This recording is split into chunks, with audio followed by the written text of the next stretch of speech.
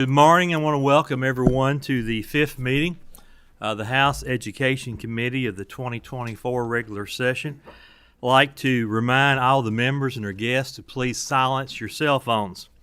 I want to advise any guests here that additional testimony is available at the discretion of the chair based on time restraints and information already presented.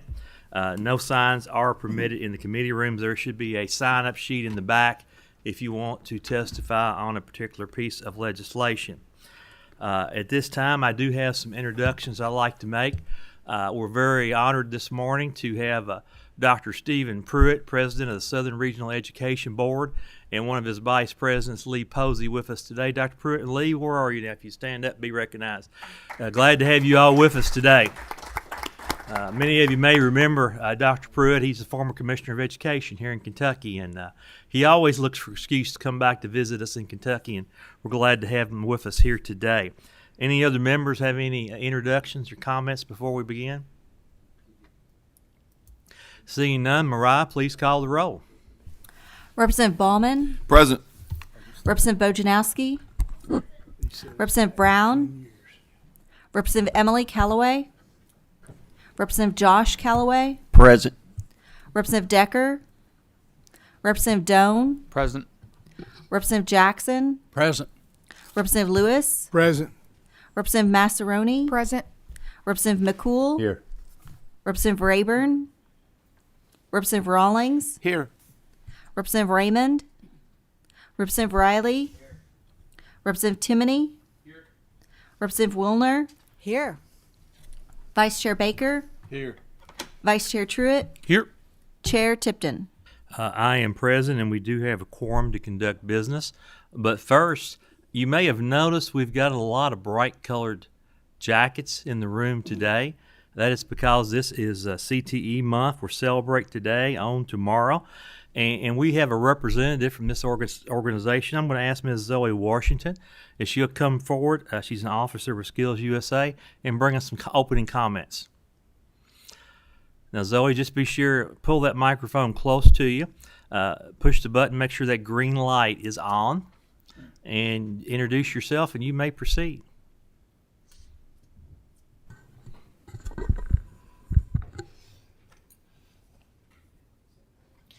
Hi, everyone. I'm Zoe Washington. First off, I would just like to thank you all for your time and for allowing me to come before you and speak about career and technical education. So, like I said, I'm Zoe Washington. I'm a junior at Frederick Douglass High School and Eastside Technical Center. My program areas are criminal justice and media arts, and I plan to become an attorney. I am also a member, as well as a Kentucky State Officer for Skills USA. My career and technical student organization has helped me develop the skills that I need outside of the classroom to become a stellar employee in whatever career field I decide to pursue. Career and technical education has motivated me to get more involved in my learning by doing hands-on activities such as processing and documenting a crime scene in a skilled contest in a timely and an efficient manner. With my career in technical education, I've been given experiences that couldn't have been found anywhere else in the education system. Career and technical student organizations have also given me the confidence to communicate, so much so to where I was able to reach out to public figures such as the Fayette Commonwealth Attorney and an appellate judge to set up future employment for myself and internship opportunities that will serve as a lifelong benefit to me. Through my career and technical education experience, I've also been able to earn industry certifications through Adobe Photoshop, the Federal Emergency Management Agency, also known as FEMA, and the American Red Cross, and many more. Overall, career and technical student organizations serve as a great benefit for all students, regardless of what career field they want to pursue, and gives them a leg up at graduation. On behalf of Skills USA and the other 7 student organizations that represent career and technical education, I would like to express my sincere gratitude for all the support that you've given in the past, and I ask that you continue to support career and technical education so that other students can have the same kinds of phenomenal experiences that I've had. Thank you. Well, Zoe, thank you so much for your remarks this morning. I want to welcome you and all of our other CTE members and students who are here today. You are our future, and we appreciate you. Representative Timoney has a comment he'd like to make. Thank you, Chairman. Hey, Zoe. Hi. So how awful is your counselor at Eastside Technical Center? Oh my gosh. Oh, she told me about you, Mr. Timmy. Okay, yes. Yes. Chairman, the counselor at Eastside is my wife, and she told me how awesome you were, and she said that you were just like a bright light. So it's so excited to have you here today. Thank you so much. Who says we can't have a little fun in House Education Committee? Does any other members have any comments or questions at this time? Well, seeing none, Zoe, thank you so much, and hope you all be able to stick around and watch us conduct business. Thank you. Okay. Our first item of business today is House Bill 407, an act relating to comprehensive universities. Representative David Meade, if you'll come forward with your guest, please introduce yourself for the record, and then I will administer the oath.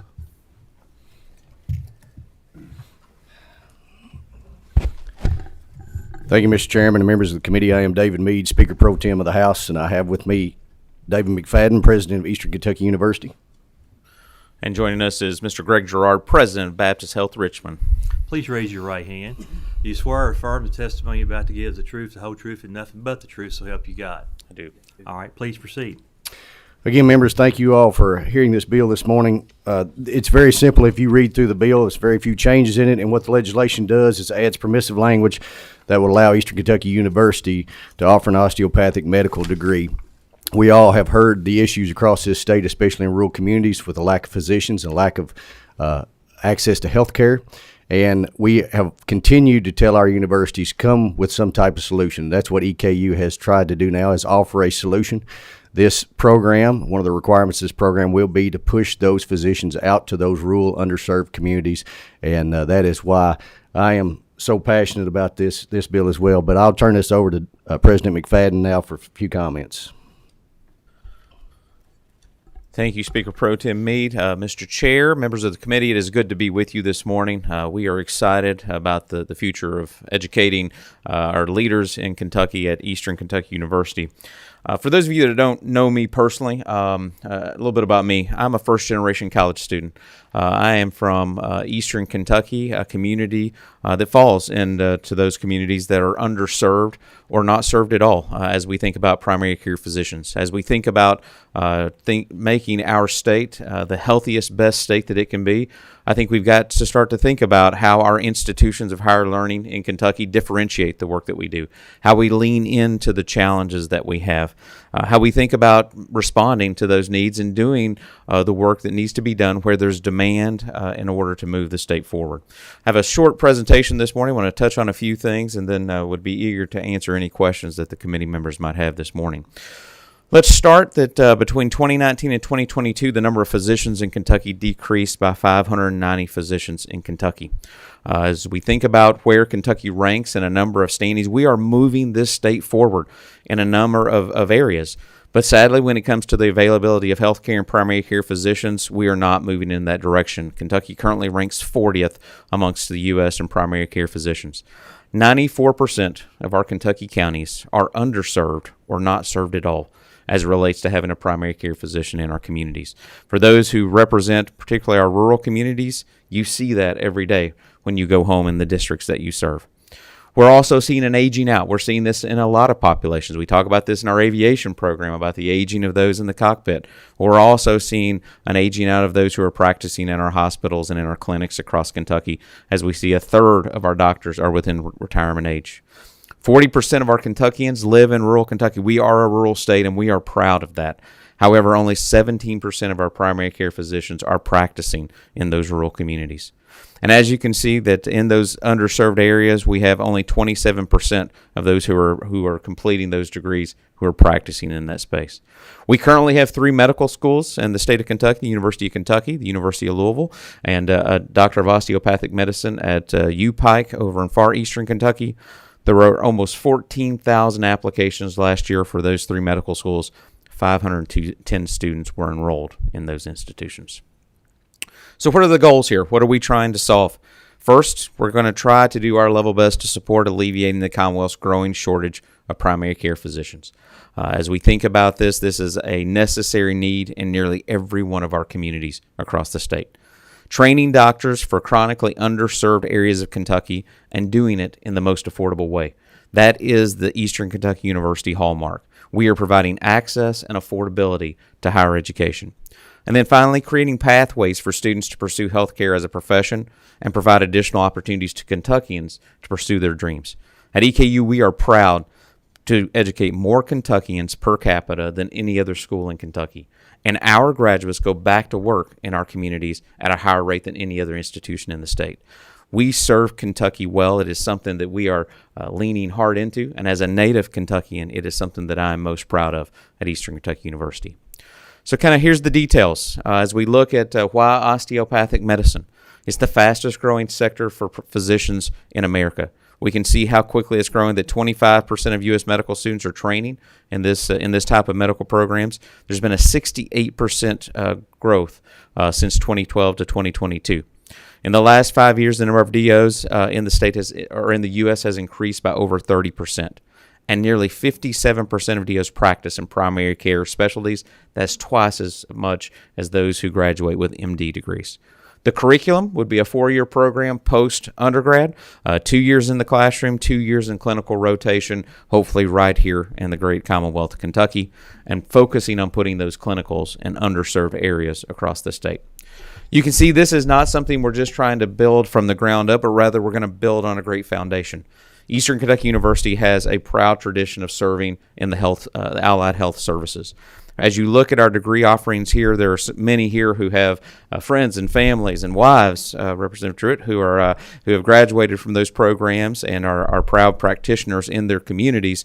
But as we think about doing it and doing it well, 100% NCLEX pass rate last year for our graduating nurses is pretty impressive, and we congratulate our faculty in the work that they do there. I want to talk really quickly about affordability. This is something that we're really focused on. If we do this, we want to do it in the most affordable way possible. We want to make sure that getting a degree in medicine is something that is attainable for any student who chooses to pursue that at Eastern Kentucky University. As you can see, the average debt for graduates, just over $200,000, taking nearly 20 years for those practitioners to pay off. Physicians, though, support vibrant economic development in our state. As you can see, they generate about $557.2 million in tax revenue activities in the Commonwealth of Kentucky, and $15.4 billion in economic activity, as you see the trickle down of that direct impact here. So we are proud of this proposal. We are trying to address Kentucky's needs. We are leaning into our strengths, and we are trying to differentiate as an institution. We are hopeful that this committee this morning would be willing to take up House Bill 407, that you would vote in support of adding a public doctor of osteopathic medicine school at Eastern Kentucky University, but understanding there is much work to do from here. Motion on the bill. Yep. We do have a motion and a second on House Bill 407. I know we have one member has a question. Representative Wilner. Thank you, Mr. Chairman. Thank you for the presentation. Thank you to the sponsor for this really important initiative. I also sit on the Health Services Committee, and we hear almost weekly about the healthcare provider shortage, and it's not just physicians; it's across the board, as you've alluded to.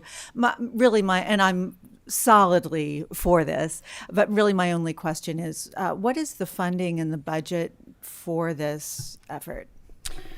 There is currently no funding in the budget, as President McFadden and I have talked. There potentially could be later on, but as for now, with the program at UPike and basing it off of some of their numbers, we believe that the program will be pretty much self-sustaining. Thank you. Chair does have a comment and a question. What we're doing today is we're amending KRS 164.295, and this section deals with the 6 comprehensive universities, and essentially it says what those universities shall do, it says what they may do, and then it says what they shall not do. We already have one exemption in the shall not in statute. Northern Kentucky University is allowed to have a law school. House Bill 400 passed out of the Ag Committee last week, which would allow Murray State to possibly have a School of Veterinary Medicine. So this is just changing this from a shall not to a may. And President McFadden and your guest, should this legislation pass, how soon could this program be in place, and what steps would you have to go through to make this come to fruition? Yeah, so we are currently engaged in an RFP to find a firm to do a feasibility study. So there's a lot of data to be brought together kind of in the next steps. A lot of that has to do with the university, but I will tell you, I feel like we are well prepared to do this work. The part that will have to be really looked at is really the environmental scan. And so Greg Gerard is here with me today, but having those conversations with those healthcare providers who are perhaps currently not research or residency institutions, that will inform a lot of the pathway forward as to how we do that. But as we look at doing this work, we would be at 2031 today as we follow the accreditation process to graduate the first graduating class. But what I would say is if we don't start today, then tomorrow is much further away. And so we are eager to get this work going and eager to continue to provide updates to this body on the good work that's going on. Thank you, Mr. President. Seeing no further questions and having a proper motion and second on House Bill 407, Mariah, please call the roll. Representative Baker? Yes. Representative Ballman? Yes. Representative Bojanowski? Yes. Representative Brown? Yes. Representative Emily Callaway? Representative Josh Callaway? Yes. Representative Decker? Representative Doan? Yes. Representative Jackson? Yes. Representative Lewis? Yes. Representative Massaroni? Yes. Representative McCool? Yes. Representative Rayburn? Representative Rawlings? Yes. Representative Raymond? Yes. Representative Riley? Representative Timoney? Yes. Representative Truitt? Yes. Representative Wilner? Yes. Chair Tipton? Chair votes yes. Having received 17 yes votes, 0 no votes, and 0 pass votes, House Bill 407 passes with favorable expression. The same shall pass on the House floor. Thank you, Mr. Chairman. Thank you, members of the committee. Thank you all. Next on our agenda is House Bill 142, Representative Mark Hart, an act relating to products that contain nicotine. Representative Hart, if you and your guests will come forward, please identify yourself for the record, and then I will administer the oath. Thank you, Mr. Chair. Representative Mark Hart, 78th House District. Go ahead. It's Brian Melton. Please raise your right hand. Do you swear or affirm the testimony you're about to give is the truth, the whole truth, and nothing but the truth, so help you God? Yes, sir. Please go ahead, Representative Hart, and I understand you do have a House Committee sub on this bill. Yes, if I could get a motion to adopt the. We have a motion, a second on the sub. Representative Bojanowski. Could you explain the difference between the original bill and the sub, please? On the sub, one of the biggest differences, we changed some language where it will allow for in-school suspension in addition to an out-of-school suspension to give the districts a little bit more flexibility on how they handle it. And also, we've subsection 6 and 7 of the sub. It outlines a mechanism for reporting to the Kentucky Department of Education each on a yearly basis so that we can track the progress and see how effective this is in the future. Representative Bojanowski, the original House Bill 142 dealt with the issue of vaping on a holistic, comprehensive approach. The sub just restricts this to a discussion on the educational component of this issue. So we're just dealing with an educational component in the sub. Seeing no more questions, everybody in favor of House Committee sub, please say aye. Aye. Any opposed, no. Motion carries. Representative Hart, please proceed. At this time, I'm going to turn this over to Master Sergeant Brian Milton. He's a ROTC instructor from Pendleton County High School. He's going to give you a brief introduction on why this is needed. Well, good morning, ladies and gentlemen. Thank you for your time and hearing me out again. This adventure started back in October of 2022 when I'll come to Mr. Hart for some help in trying to produce a bill that would provide some teeth for our school districts to enforce or deter our students from using these vaping devices that are arguably distributed and manufactured targeting our youth. They're dangerous, and the long-term effects are yet unknown. I've been told it's not worth it. They're going to do it anyway. Why bother? Criticized for suggesting a law that some seem to think impedes individuals' rights, despite federal laws prohibiting the use of such products for anyone under the age of 21. I've been ignored in hopes I'll give up. I've been asked to seek best practices only to advise deaf ears. I've absorbed a vast wealth of knowledge from those that are sincerely invested, and sadly at times been given false hope that others are equally as invested in protecting the health and well-being of our youth as I am. The scrutiny I've faced is evident that many have not seen a young kid violently ill or near death from a Delta 8 or variant or a THC vape, or witnessed the daunting task that administrators and teachers endure while dealing with students vaping on campus. The day I waited at the side of a student that was nearly lifeless, on the brink of what appeared to be cardiac arrest, only showing signs of life with shallow breathing, it honestly reminded me of a day that I had a Marine die in my hands. That was the point I knew something had to be done. There's something about watching a promising young, vibrant kid waiting for EMS that prompts an honest need for action. And then there's a personal letter from one of my students that one hit from a THC vape changed his life.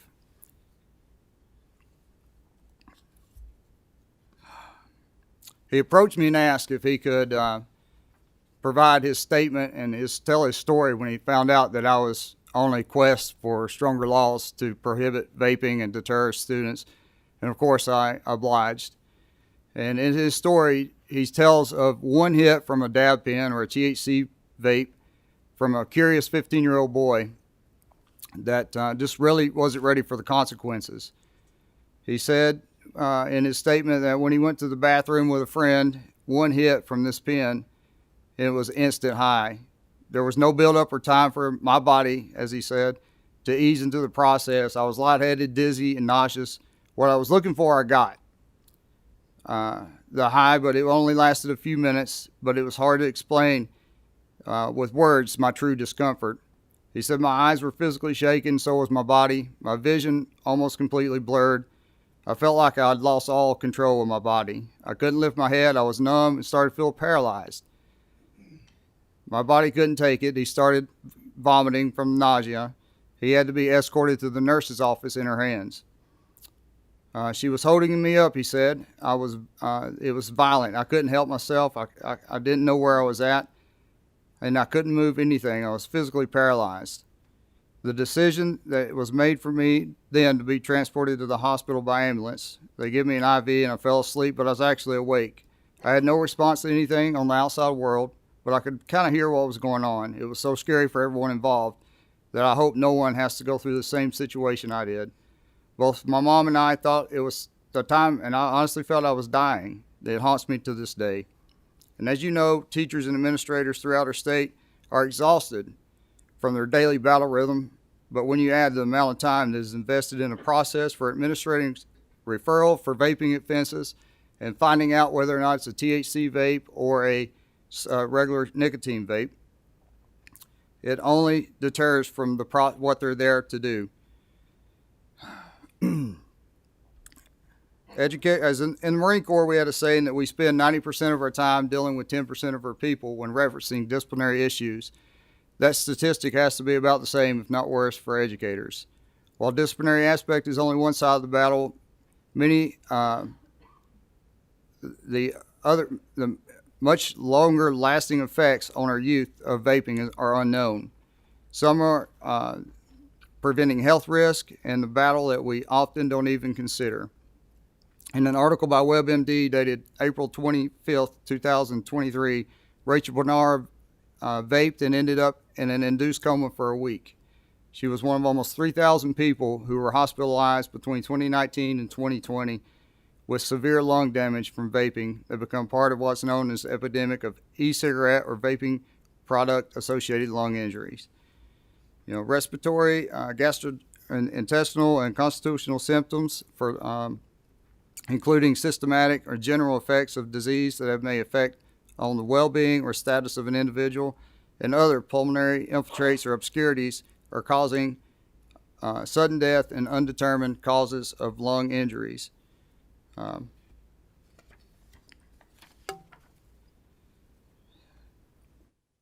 It is speculated that more than 5.6 million youth will face premature death because of vaping, according to the CDC, and it's something we obviously need to take a firm stance on here in our great state of Kentucky. Maybe we can't legislate a healthy lifestyle, but hopefully we can save a life while giving our school districts a piece of legislation that says our state representatives have our back. Motion on the bill. Have a motion, a second on the bill. Excuse me. I will make one comment in case anyone is wondering about the original House Bill 142. It is our understanding there is another bill that will be forthcoming dealing more holistically and more punitive on the issue of vaping from adults who sell these products to our young people. So that legislation, is our understanding, is forthcoming, but today we're dealing with this educational aspect, and I hear many comments from teachers and people in the education world how serious an issue this is. I hear, as our guest mentioned, there are numerous medical interventions that have to take place as a result of this. THC. My concern is we're going to soon see fentanyl and these other products and these materials, and I appreciate Representative Hart bringing this forward. We do have some questions from members. Representative Bojanowski. Yes, and thank you for bringing this legislation. We've come a long way since 1982, when at Central High School we had a smoking area specifically for students. I didn't go there. I hung out on the parking lot with other kids who weren't smoking. Well, some of them were, but anyhow, it's come a long way, and I think it's a really good thing. I do have one significant concern, and that is the suspension either in or out of school for second or subsequent offenses. Here's what I think will happen. A student has a second offense, they get suspended, they go home and vape. So I don't think from my lens that suspension will change the behavior. Have you considered, just listening to what you said about seeing students and the ill health and almost dying, have you considered, as opposed to suspension, like a mandatory referral to something like a Scared Straight program, a treatment referral? I just think that by suspending the students, we will not change the behavior, and it won't impact their health in the way that you intend to. Actually, we've considered alternative schools and other types of measures, and drafting the changes to the committee sub, it was an oversight, so there will be an amendment on the floor to do that. Thank you. I'm very glad to hear that. Have a question or comment from Representative Riley. Thank you, Mr. Chair. Representative Hutt, thank you for bringing this forward. I know you and I have talked a lot about this. Many of you know I was a high school principal and retired about 9 years ago, and of course, for many years, our issue was smoking. And by the time I finished, we had severely limited amount of smoking going on at school. Many of our young men were going to dipping, but again, it is severely limited. From everything I've been talking to principals and teachers and everybody else in schools, this is a major epidemic because our young people have been convinced that this is not as serious. They have been convinced that this is not as bad for them physically. And because of that, and because of efforts to do that, it has allowed our young people to consider this even more, and also, especially since it doesn't have the smell of cigarette smoke and all that. I think many of you on this committee probably know that they use things that look like thumb drives, strings in their hoodie. They've gotten very creative in all the different ways that they do this. So I think this is a good first step. I think it's something that we owe our students. Sometimes to say, no, this is not in your best interest, and we have to do something about it. So Representative Hart, I appreciate you going forward with this. Thank you very much. Representative Truitt, Vice Chair Truitt. Representative Hart, I want to echo kind of what Rep. Riley said there. But, as a principal, even at the elementary school, this is something that we deal with more than we should. I like last year's bill much better that you had, but I appreciate your initiative that at least we're going to get something hopefully across the finish line this year. I think this is a good start. I think we need to look at going after maybe some parents who are sending these to with especially elementary age kids and middle school age kids. I think we need to look at going after the people that are selling them to minors. I think these are some issues that hopefully will be addressed in some future legislation. But I do appreciate you bringing this forward like you have and being willing to get something done this year. So thank you. Next, we have Representative Callaway. Thank you, Mr. Chair. Just want to make comment and say that I do appreciate this bill. We've had a few pieces of legislation this session that highlight many issues in trying to address a specific thing. And just bringing it up again, parental involvement, teacher support, school safety, all of those things are encompassed in trying to address this issue because they all feed into the issue. And so many times a lifetime of addiction starts with something such as this. And so I greatly appreciate you bringing this, and any way that I can help, I'd be glad to help. Thank you. Next, Representative Wilner. Thank you, Mr. Chairman. And I have two questions, if time allows. The first is just really quick. Is there anything in the committee sub to address prevention? Not directly. Mainly our attempt here was to give the school administrators and the school districts a little bit of teeth in enforcing and trying to create a stronger deterrent. But as far as actual education issues in the bill, I would be open to some suggestions. I consider this a working draft. You know how the process works. We've got plenty of time to make some changes. So if you'd like to bring something forward, I'd be more than happy to listen and consider. Thank you for that. I appreciate it. Can I piggyback on those comments, ma'am? Actually, one good thing about this bill in Section 6, where it allows for the data collection, that will give us a good metric and measure of what we do need to do as a way forward for intervention, whether it's nicotine and cessation classes or something along those lines. So the data collection will help feed that next step, I believe. Thank you. May I continue? This is such an urgent issue. It's such an urgent health issue. Everything you said about the serious health impact, we would be, out of our minds to disagree with any of that. It's just fact, and it's happening in our schools. I guess my concern is along similar lines to Rep. Bojanowski's. Does this really change behavior? I'm glad you added the in-school suspension as an option, but suspension is so problematic. And I just did a super quick Google search, consequences of school suspension, and came up immediately with suspensions cause social emotional isolation, impede academic progress, communicate to the student they don't belong and cannot succeed at school. Numerous studies show that suspensions are counterproductive for all students, regardless of race, ethnicity, socioeconomic status, and gender. Students who are suspended or expelled are more at risk for school avoidance, academic failure, repeating a grade, behavior problems, substance use, dropping out, court involvement. So it's, to add a suspendable offense is, and I don't think that there's any evidence to show that suspension really changes the behavior. So I'm with you so much on the intent of protecting our kids from this exposure, from this involvement, but I'm really very worried about the suspension piece. So I'll take you up on your invitation to come talk with you and see if there's anything we can do. Thank you very much. Yep. The last member who's asked to be recognized is Representative Ballman. Thank you, Mr. Chairman, and thank you, Representative Hart, for bringing this forward.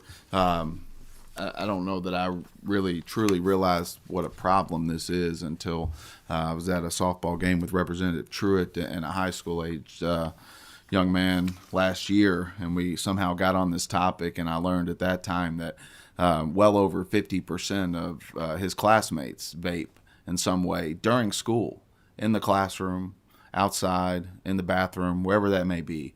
And so I do have a question about I guess the fines associated with folks that would distribute, sell these products to folks that are underage. I know that in 2023, the vaping industry, if you will, the revenue was $28 billion.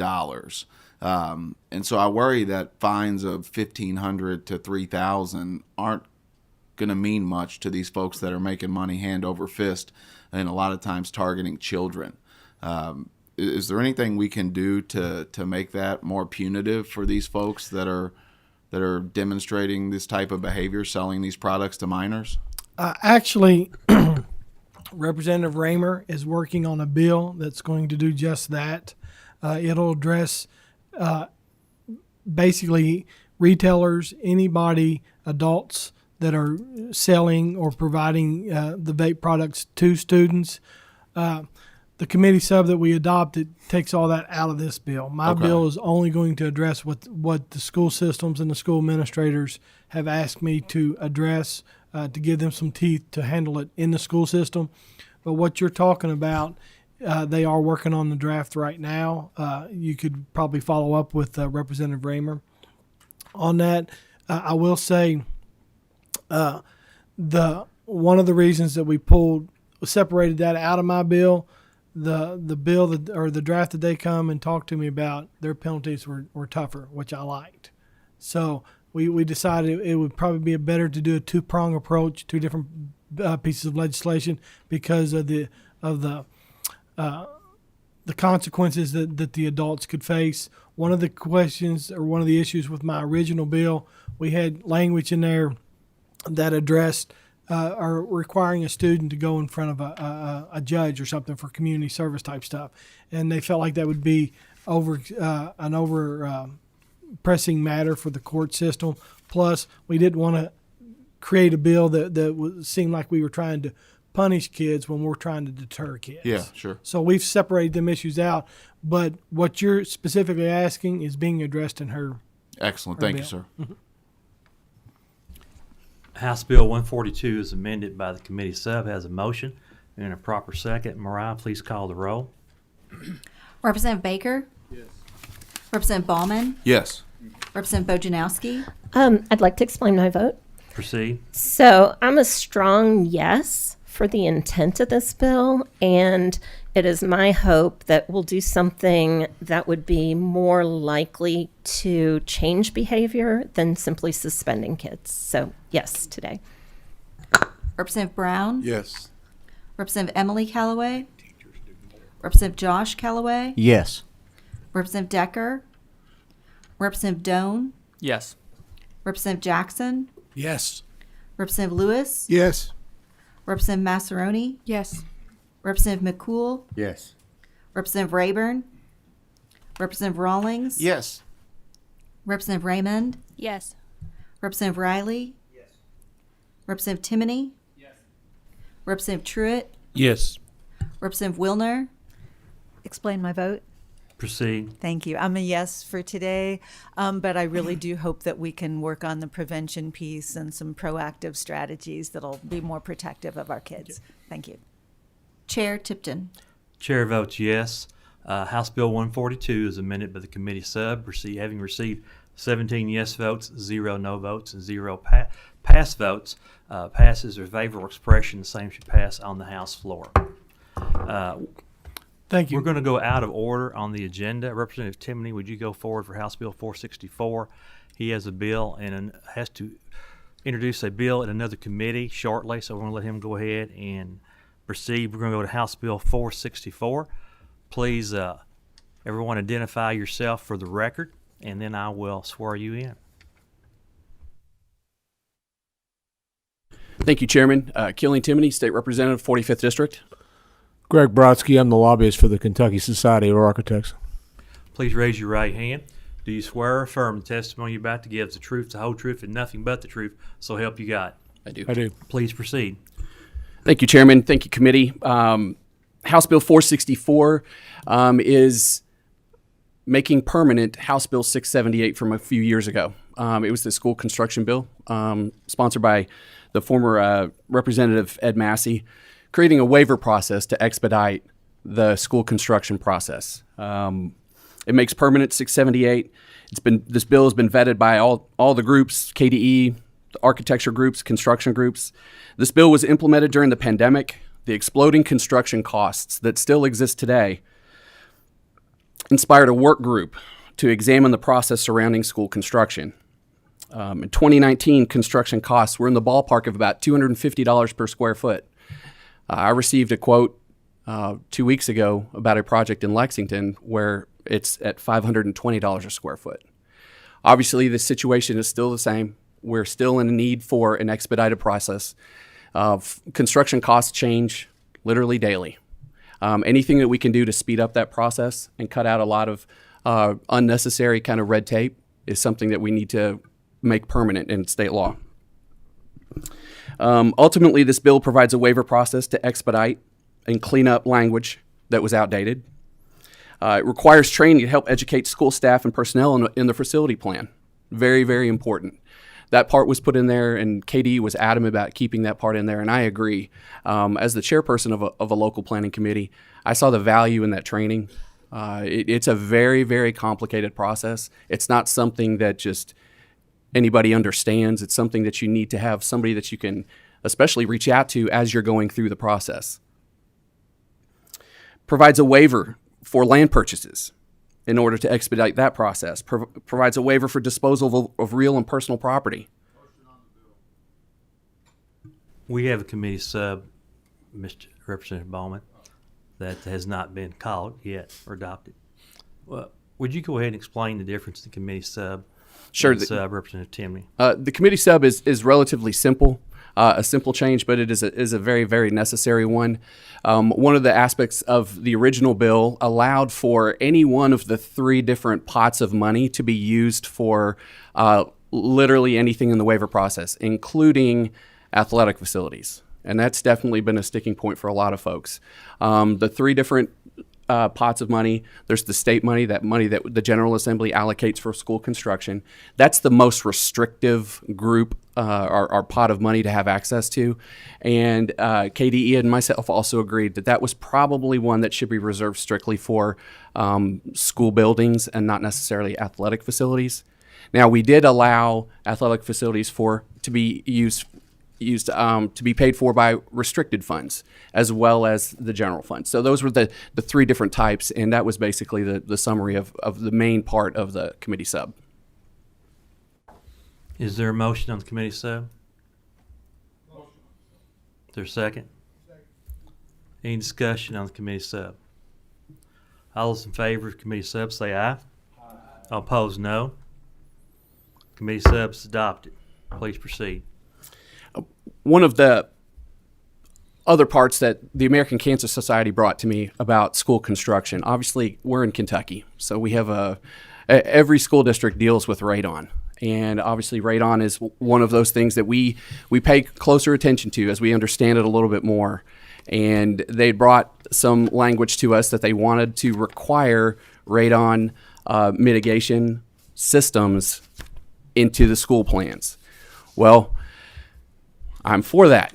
However, that's an unfunded mandate because those are costly. Those are very costly.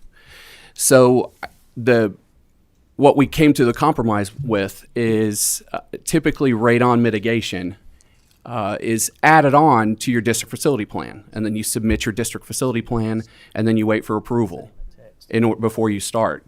So what we decided to do, and what the compromise we came to on that, was that we are going to allow anything radon related to be labeled an emergency process. So you don't have to wait to start the remediation, and you can use restricted funds for that.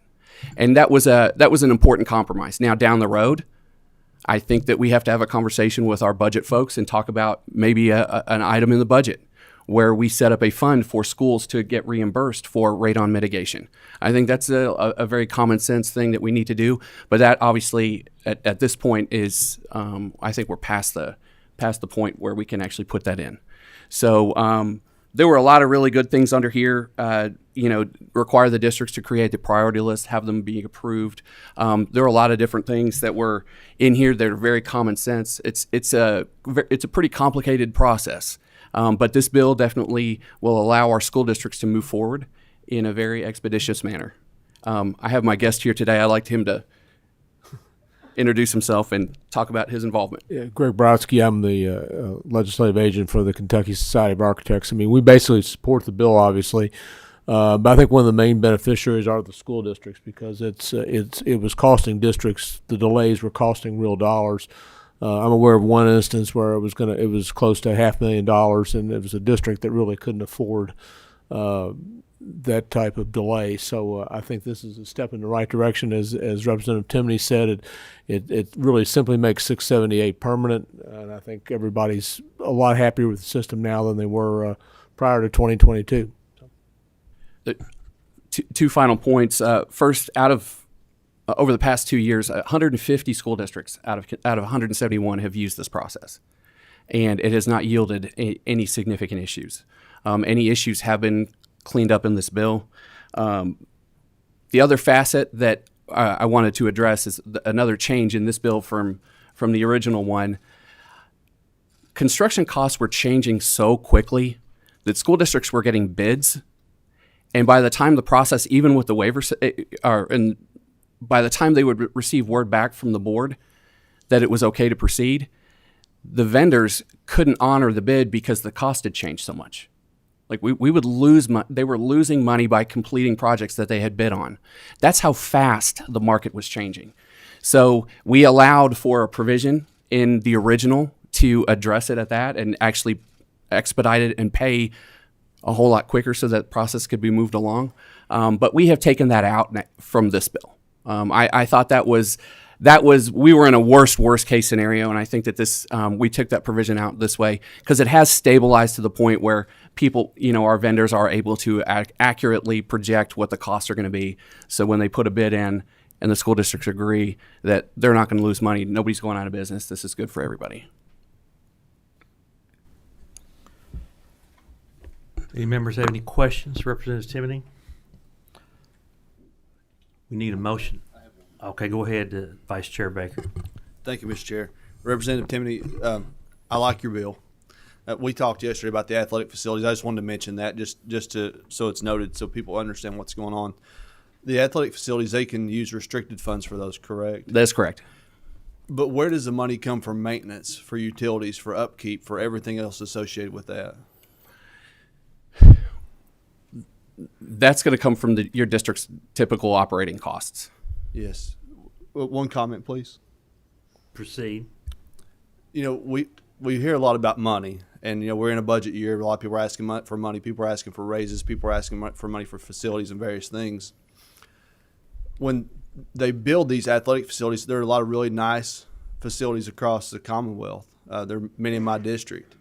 But there are associated costs with those and keeping those up, and that's money that comes out of the district's money. That's money that they could use for textbooks, for paying their teachers, for various other things. I think it's a good bill. I appreciate and support the intent of it, but I just wanted to note that one thing. Thank you. Do we get a motion? Have a motion. Is there a second on the bill? House Bill 464 is amended by the committee sub. Has a motion second. Seeing no other members seeking recognition at this time, Mariah, please call the roll. Representative Baker? Yes. Representative Ballman? Yes. Representative Bojanowski? Yes. Representative Brown? Yes. Representative Emily Callaway? Representative Josh Callaway? Yes. Representative Decker? Representative Doan? Yes. Representative Jackson? Yes. Representative Lewis? Yes. Representative Masteroni? Yes. Representative McCool? Yes. Representative Rayburn? Representative Rawlings? Yes.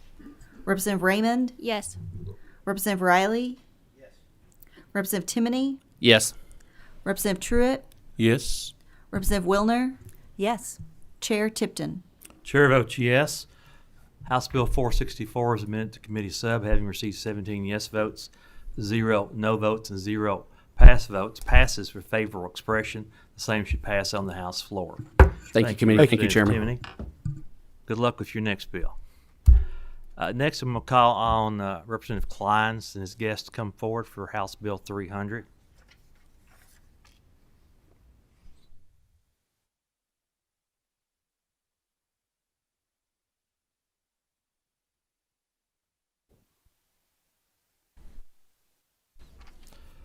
please identify yourself for the record, and then I will administer the oath.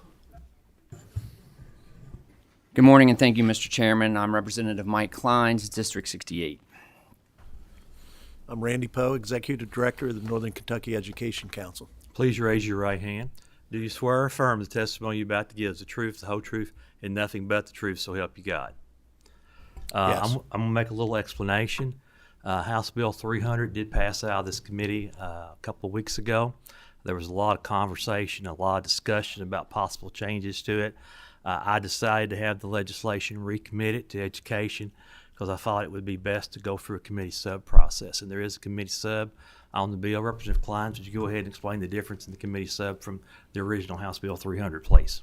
Thank you, Mr. Chair. So as a former high school English teacher, I certainly appreciate the writing process. And after our discussions during the presentation of House Bill 300 to the House Education Committee, I took additional feedback and held another round of meetings with various groups, including the EPSB staff, to address some of the points raised. Two concerns raised in committee were how the retroactive provision would be applied and the use of emergency clause. Both of those provisions have been removed.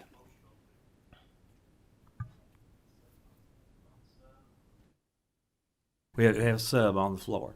Motion on the sub in a second. Any Representative Bojanowski? If possible, I'd like to understand all the changes in the sub. Sure. Please proceed with your explanation, Representative Kleins. Certainly.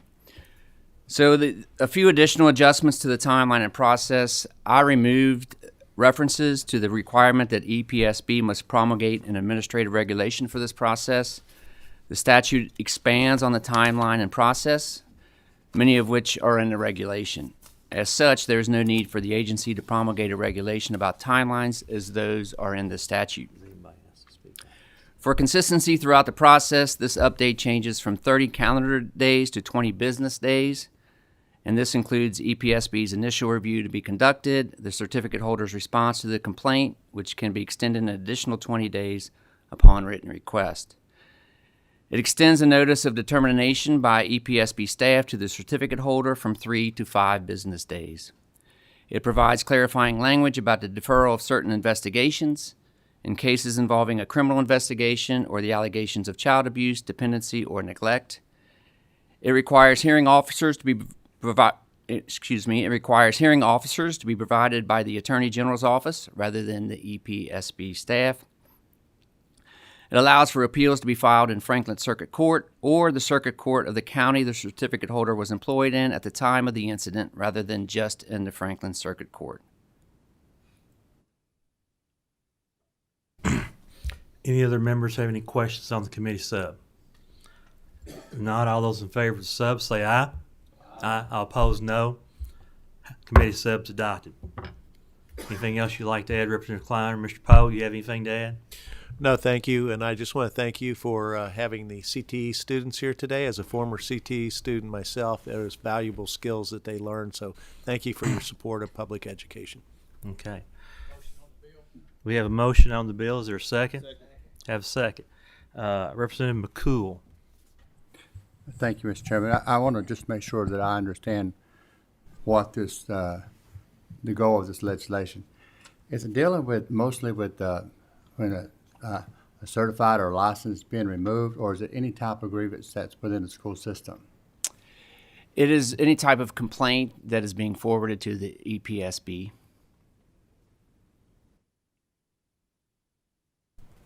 Thank you.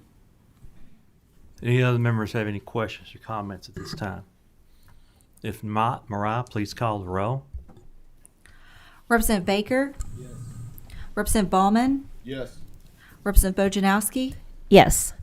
Representative Brown? Yes. Representative Emily Callaway? Representative Josh Callaway? Yes. Representative Decker? Representative Doan? Yes, ma'am. Representative Jackson? Yes. Representative Lewis? Representative Massaroni? Yes. Representative McCool? Yes. Representative Rayburn? Representative Rawlings? Yes. Representative Raymond? Yes. Representative Riley? Yes. Representative Timoney? Representative Truitt, Yes. Representative Wilner, Yes. Chair Tipton. Chair votes aye. Representative Lewis, would you like to cast it? Yes, please. A yes vote. Okay. House Bill 300, as amended by the committee sub, having received 17 yes votes, 0 no votes, and 0 pass votes, passes with favorable expression. The same shall pass on the House floor. We're going to do a little transition right now. I'm going to be coming down to. Oh, I do apologize. There is a title amendment on the bill. I have a motion on title amendment. In a second. All those in favor of the title amendment say aye. Any opposed, no. Title amendment is adopted. All right, thank you. Good catch there. You got to keep me straight up here. Our last item on the agenda, legislative, is House Bill 162. I'm going to ask Vice Chair Baker if he'll assume the duties of the chair. There is. Should be the notes for that.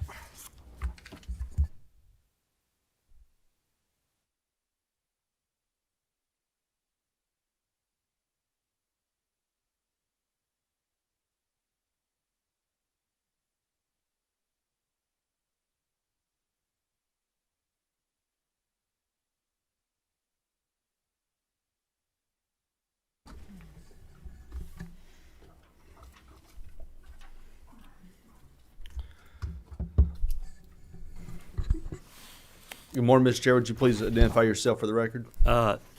James Tipton, House Representative, House District 53. Thank you. Would you please raise your right hand? Do you solemnly swear to tell the truth, the whole truth, and nothing but the truth? I do. Thank you. Members, there's a committee sub in your packet.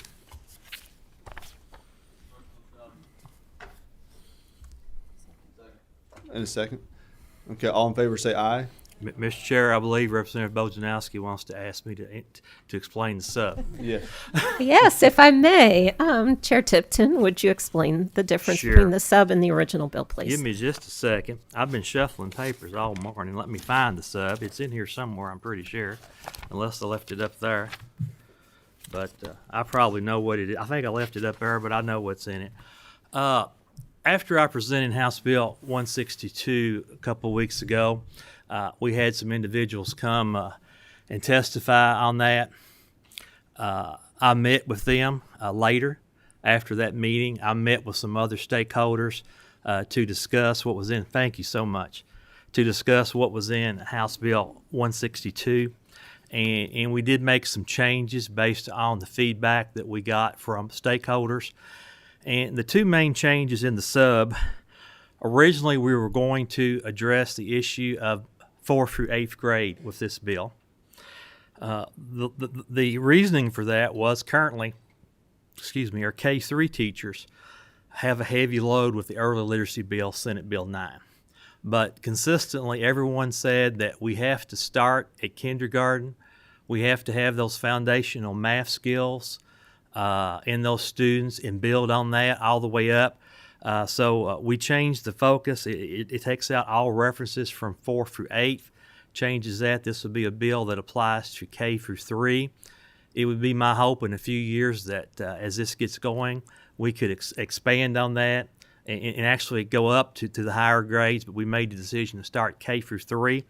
The other main change that we made, there was an implementation date in here for schools to start administering the universal screeners, doing the diagnostic assessments, and actually doing the interventions.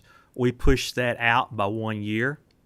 The implementation date to give schools and the teachers time to do the professional learning, to get the high quality curriculum into the classroom.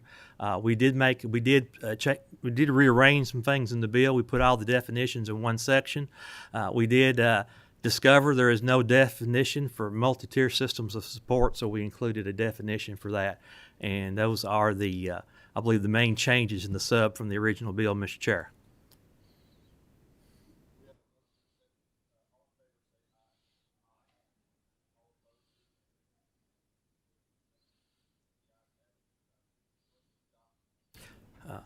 Thank you, Mr. Chair. I appreciate that. As we talked about last time, I think we all understand that in dealing with reading and math, literacy and numeracy, that we have some challenges here in our state, and not just in Kentucky. across the country. I recently was on a webinar, talked about the PISA scores. That is the international testing that's done. And the United States, quite frankly, does not rank very highly with the rest of the world. And we actually dropped a couple places in our math scores from the last round of PISA testing. So we've got a challenge all around. We've got Senate Bill 9 in place for focusing on early literacy. House Bill 162 is intent is to build on that and transition and include mathematics, numeracy, building those foundational skills, doing that with high quality professional learning, professional development. As you remember from last time, we have language in here to asking our teacher prep institutions to align for our K-12 and excuse me, I'm going to get a drink of water if you don't mind. Dry this morning. Thank you.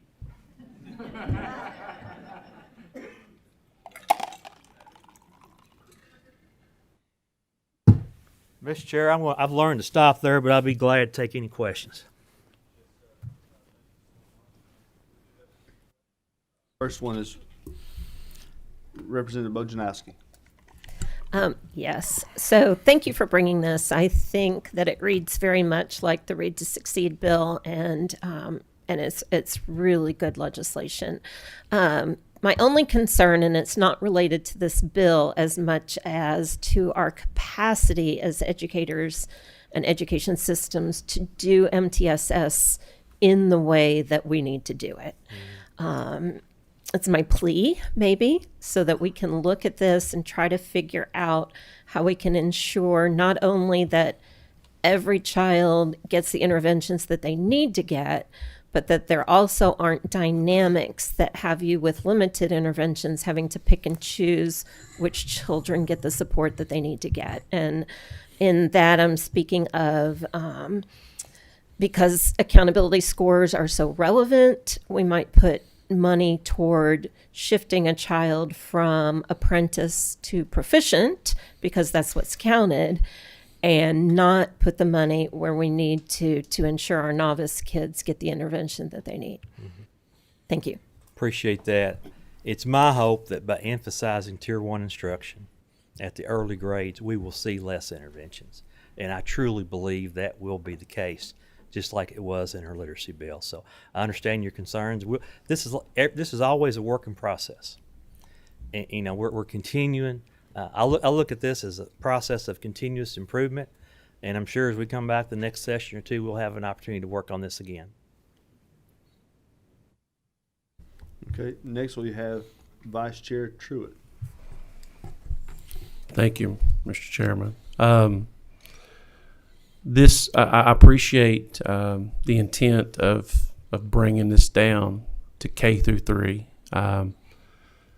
I know the importance of making sure they have those foundational skills. I am a little leery, and I want to make the committee kind of aware that Read to Succeed is great legislation and it's a great plan, but it does put extra work on our teachers, a lot of extra work, and it's one of those things that in the reading realm, we have most elementary schools that I know of have reading interventionists in place. But like in my district and the districts that I represent, I don't know of any elementary school that has a math interventionist. So I would like just to maybe, you or kind of think about what will this look like? If you don't care, Chair, just kind of explain what the regular ed teacher is going to be required to do for a student who maybe is not proficient. So what would that plan look like? If you don't care, kind of explain that just a little bit. Mr. Chair, if you don't mind, I'd like to ask Mickey Ray. There you go. That's who I want to talk to anyway. Chief Academic Officer for Kentucky Department of Education to come forward. I was wanting her up here anyway. She has shared her vision with me, and I'll let her share her vision with you. All right. Ms. Ray, would you please identify yourself for the record, please? There you go. Thank you. Mickey Ray, Chief Academic Officer at the Kentucky Department of Education. Okay, would you please raise your right hand? Do you swear to tell the truth, the whole truth, and nothing but the truth, so help you God? I do. Thank you. Okay, please proceed. Well, good morning, members of the committee. Representative Truitt, I think that the first step in this, if funding is appropriated, we would move forward with professional learning that would target strengthening Tier 1, along with grant funding for the adoption of high-quality instructional resources. And so if we can make a significant investment initially in the first few years of the legislation, we could address the Tier 1 components that we would hope would impact that larger MTSS.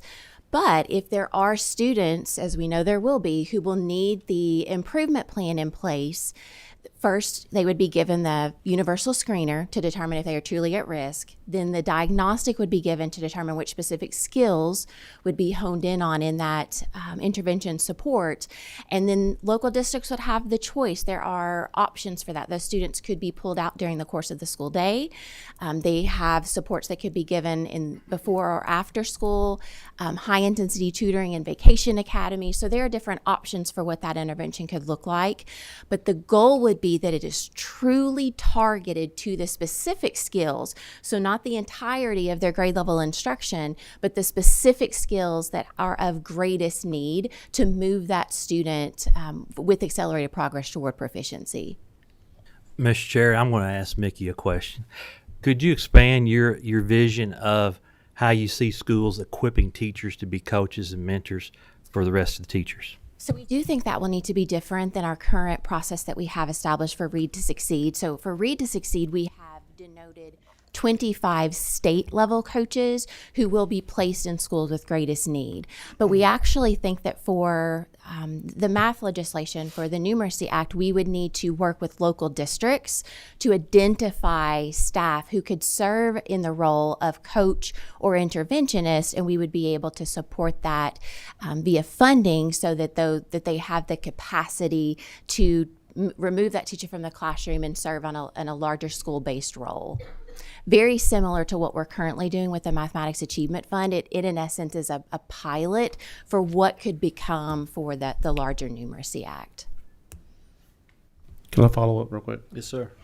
All right, so screener, diagnostic, all right, given at some point throughout the day, maybe after school, before school, those type things. And then explain the team just a little bit, because and then how often will this team meet on each individual student that may be deemed as not proficient? So evidence-based practice around MTSS would suggest that you need to give the screener and those diagnostics 3 times during the year. So at the beginning of the year, around December, and then before the end of the school year. So after that occurs, the team would need to come together to reevaluate the student data. So for some of those students, we would hope that they have accelerated their progress toward proficiency and they would be able to make decisions on what the students' programming would continue to be. That might just be back in the Tier 1 space, but it could be additional, more targeted intervention supports. So the team would meet about 3 times per year, but that's actually not stated in the legislation. So there would be some level of local control. But in terms of our guidance around best practice for MTSS, that would be our recommendation. Thank you. Okay. Thank you. And next we have Representative Wilner. Thank you, Mr. Chairman. I actually had the exact same question as Rep. Truitt. What is this going to look like in the day-to-day life of a teacher? I should start by saying I think this is a great bill. I think that we have to do something differently, and I think the decision to move it to K-3, the earlier we start and can do things at Tier 1, that's the right approach, I think. I guess... And Mickey, I heard you say if funding is appropriated. So I guess that's one question. Is there, for you, Rep. Tipton, Chair Tipton, is there money in the budget for this initiative? When House Bill 6 passed out of the House, there was not. I have continued conversations. I will say that another one of the reasons for pushing the intervention piece out it pushed it into the next budget cycle. So we're looking at we're going to be asking for $5 million in each year of the biennium, and I continue to have discussions with people, and I've got a champion in the Senate who's going to be pulling for that funding too. So I'm very hopeful that we can, when the final process is ended, we'll have the funding. Thank you. That's good news. May I ask an additional question? Sure. Thank you. That is very hopeful that there will be funding. I'm so supportive of this initiative. I think, as members of this committee, we have to see everything through the lens of the teacher shortage, which, I know both of you take very, very seriously. And Mickey, I don't know if this is a fair question or not, but how many of our school districts do you think are equipped to implement this right now, have this appropriate staffing level with KDE assistants to be able to do this? So I will say we know that middle school and high school have the highest levels of teacher shortages in the area of mathematics and science.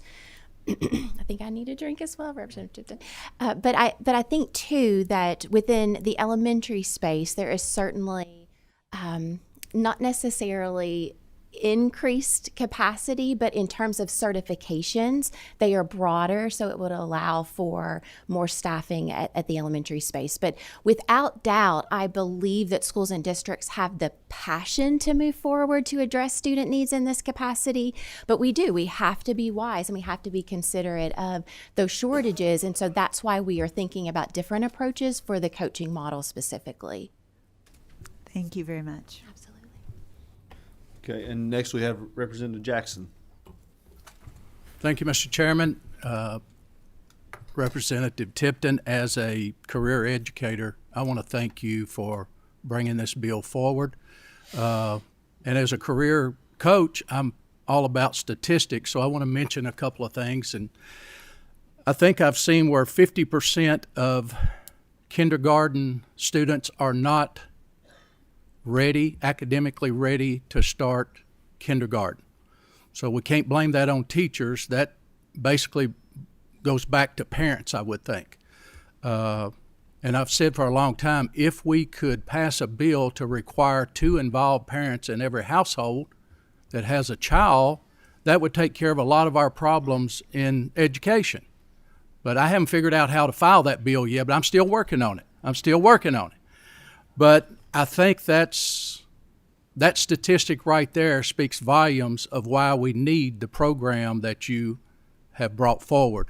But 50% of our kids are starting behind the 8 ball as they enter kindergarten because they're not ready academically for school. So to go back on what Representative Truitt was mentioning, again, it brings back just one more thing we're asking our teachers to do, and they're not going to complain, not much anyway, because that's their nature. They will do it. But again, we're asking our teachers to do more and more, but yet we're not giving them more and more pay. So that bothers me too. So I wish there would be a little more balance there. We ask them to do more. Let's compensate them a little bit more for doing some of those things. So I guess those are my comments more so. And talking about those parents, I had those good parents. I know Representative Riley had them, and that's what we're missing, I think, in this whole picture. Is school can do as much as they possibly can, but until we get more home involvement with some of these students and kids, we're always going to have some of these problems. And I think the latest statistic I saw is one of the indicators for prison population is their reading score. Is it at the end of the third grade level? So that tells you how important reading is. And again, I go back and say, I appreciate what you're doing. I think this is a great step in the right direction. If it needs tweaking, we'll tweak it. But let's keep up the good work. But remember those boots on the ground, those teachers in those K through 3 that's going to be doing this work and trying to get those kids that didn't get the education at home that they needed up to par. Thank you, Mr. Chair. Sir, and Representative Josh Callaway. Yes, sir.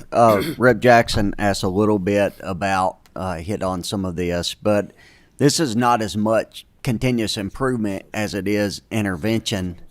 I believe that I'm correct in that. And that was my question is, what are some of the things that brought us to this need for intervention, looking back and where we're going forward to make sure that we're addressing some of those things so that we don't end up here again, that we do continually improve on what we're doing. And so I know we've looked at scores, but I just wondering if you could talk a little bit to what brought us here. I don't think we've got enough time today, Representative Callaway, to get into all that. We face so many challenges in our everyday life. And I'm going to ask Mickey. She may have a more academic response. Mine's going to be more from the heart. I think maybe we've lost focus. I think maybe sometimes we just need to focus on the key areas that we need to focus on. And I think that in education we have seen a trend to focus on so many different things. But I truly believe we have to, if students do not have those foundational skills of reading and math, literacy and numeracy, they are going to struggle all through school. They're going to have difficulty getting in college and succeeding. They're going to have difficulty finding jobs that will support them in life. And I think maybe we've lost focus, and we need to refocus on those foundational skills that will allow a child to build on and expand into those other areas. And Mickey, if you have anything to add, please do so. Thank you, Rep. Tipton. I think one of the things that the bill is targeted at doing is pushing on the access to high quality resources. And historically within our state, as a part of higher ed, you as a teacher learn to craft your own lesson plans. You design your own units. And that is important because there is value in educator autonomy and leaning into one's expertise as a teacher. But what many other states have done, and what we've been trying to do very strategically since about 2020, is to increase access to those externally validated resources. And we believe that teachers deserve access to the best resources so that they're not having to spend hours at night trying to find lesson plans and utilizing resources that are not with the evidence basis that we would want in order to promote high quality instruction. So I think that is a big shift in the field that needs to be addressed, because if you look at the data, Representative, there's trend data. So we're meeting the needs of approximately 40% of students in terms of proficiency and distinguished for mathematics and for reading. So the access to those resources, we believe, will make a difference, and we've seen that has been true in other states. I think another key aspect of this legislation that we have not been able to do currently is provide the level of professional learning that would be afforded with funding for the bill. We are hearing overwhelmingly about the benefit of the letters professional learning as a part of Read to Succeed, and we don't have the funding basis at the KDE to be able to move forward with something at that level for educational stakeholders. And so this would allow us to make that investment in the learning of the field so that they feel more equipped and empowered to meet the diverse needs of those students. So there are two really key components of the legislation that I think can make a critical impact for all students, not just those needing interventions, but for all kids across the Commonwealth in mathematics. Okay. Representative Raymond. Thank you. I would like to comment on the bill if I can and respond to something that my colleague Representative Jackson said. So I agree with you, 50% of our kids are not kindergarten ready, and I use that statistic an awful lot. I think a lot of people don't know exactly what that means. It means that they fail a test called the Brugance. And the Brugance tests all kinds of things, including whether students can walk backwards heel to toe, which is not a natural movement, right? And the Brugance also asks them to count to a certain number. Does anyone know what number that is? See, it's 30. So if we don't know it, then parents don't know it either. So I think a lot of parents want their kids to be successful. Single parents want their kids to be successful, but nobody's ever told them Well, make sure they can count to 30 by the time they go to kindergarten, right? So when we talk about kindergarten readiness, I want people to know what it looks like and how can we partner with families to make it happen. On this bill, I wanted to thank the sponsor. You know I don't blow smoke, but I really appreciate you moving this to K through 3. And I think you're setting a great example for all of your colleagues on both sides of the aisle, showing that real men listen to female experts and make compromises. Thank you. That was interesting. Thank you very much. Representative Brown. Thank you, Mr. Chair. Representative Tipton, you mentioned $5 million as a cost for including or upgrading this program into our educational system. But you also said that there was no money included in FY 25-26 budget. Is that correct? The House Bill 6 that passed out of the House did not include that funding. The Senate's going to take that up, and then as we all know, there will be a conference committee, and we are continuing to work on securing that funding, Representative Brown, through that process. Absolutely. Yes, sir. Absolutely great. I think we have a tendency to kick the can down the road, and our children, our state suffer as a result of that. So I would be very supportive of that. Moving forward of getting that $5 million into the 25-26 budget. Thank you, Mr. Chair. Yes, sir. Seeing no other questions, we do have a motion and a second. Mariah, please call the roll. Representative Baker? Yes. Representative Ballman? Yes. Representative Bojanowski? Yes. Representative Brown? Yes. Representative Emily Callaway? Representative Josh Callaway? Yes. Representative Decker? Representative Doan? Yes, ma'am. Representative Jackson? Yes. Representative Lewis? Representative Masseroni? Representative McCool? Yes. Representative Rayburn? Representative Rawlings? Yes. Representative Raymond? Yes. Representative Riley? Representative Timoney? Representative Truitt? Yes. Representative Wilner? Yes. Chair Tipton? Yes. Okay. House Bill 162 passes with the expression of an opinion that the same should pass with the committee subattached. Thank you, Mr. Chair. Thank you. You want to go ahead and take care of those administrative regs while you're up there? So we will Thank you. try.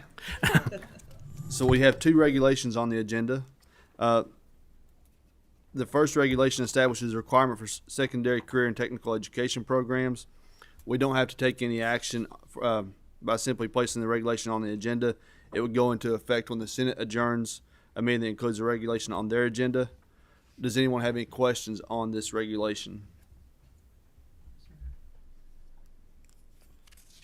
No questions. The second one requires school districts to purchase liability insurance for each certified school district employee. Same thing. We don't have to take any action on this. Any questions Mr. on Chair, this? I'll just make a comment. That was a result of legislation passed in the last session about purchasing this liability insurance. I forget the number. Senator Givens had that. And I do believe there is funding in House Bill 6 to fund this. Thank you, Mr. Chair. No other questions. Is this correct on the next meeting? Is the next meeting, is it correct on there for next Tuesday? We are planning on meeting next Tuesday. As you know, we're not going to be here Monday. We don't go into session at 4 o'clock. We're looking at trying to secure a time and a room to possibly meet later in the day instead of 8 o'clock on Tuesday. So we're working on that, and we will. I try to take care of you guys. So we will announce that, but we're hoping not to have to bring you in here at 8 o'clock next Tuesday. I'm very hopeful that will be the case. So Thank what's your email? So thank you very much. We are adjourned.